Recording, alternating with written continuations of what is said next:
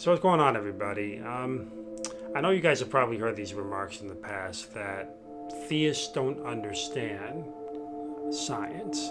That is, unless you're a theistic evolutionist.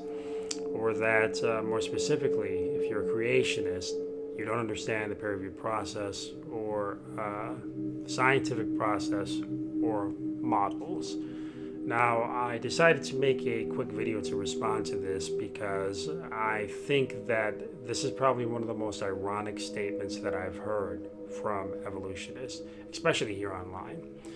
And one of the reasons why is because a lot of evolutionists that tend to try to defend evolution or talk about science, they typically approach evolutionary theory as if it is not unfalsifiable.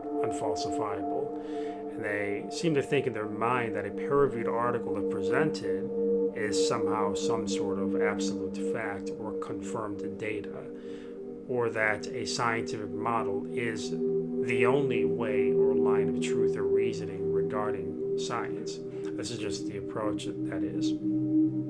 And they don't seem to understand that when you're dealing with a published article or a scientific model, that this does not mean fact, not even necessarily truth. It is a case made based on a certain set of data that is available now. The reality of the situation is that scientific models have more often been incorrect than they've been correct. There have been more scientific models that have been completely overturned and completely refuted and shown to be incorrect based on new and continuous changing of data or information that continues to progress in the scientific realm. Well, now somebody say, well, of course, that's what the peer review process is for. Well, that's true.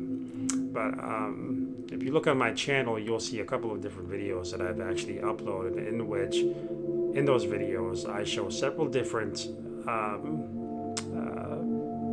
news sources and articles like the New York Times or different articles from Britain, where they've done an investigation and had shown that through the peer review process there has been altered images, misinformation, downright fabrication of data that has continued in the scientific realm and continuing. So the peer review process has its use, but in reality, if we look at the peer review process and we look at the history of science, the problem still occurs.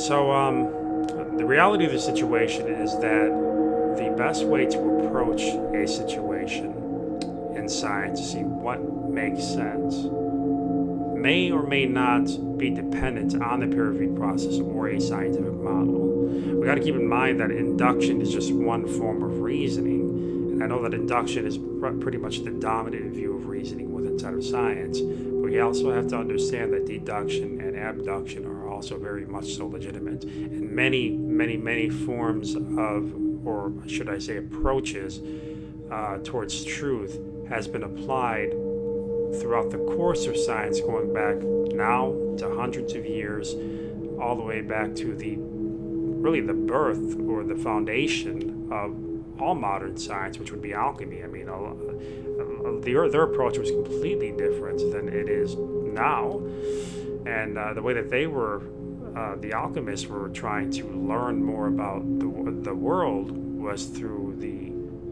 hope of and investigating the supernatural things like angels, or in some cases it had to do with an elixir of sorts.